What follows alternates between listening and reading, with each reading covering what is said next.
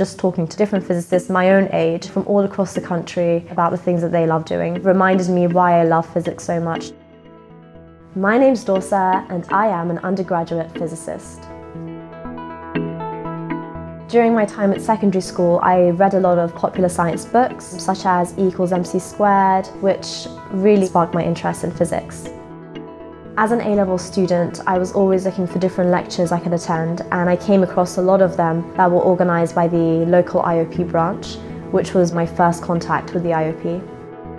Speaking to my peers, I realised not many people were aware of the events going on within the IOP and how they could help them further their careers or their interests. So I thought becoming an IOP campus ambassador would give me the opportunity to spread the word and share what I've gained. I wanted to be part of the IOP student committee because it gave me the opportunity to reach outside of my university to other physicists across the UK and Ireland, and to also organise events on a larger scale, such as international competitions, trips abroad, and being involved with CAPS.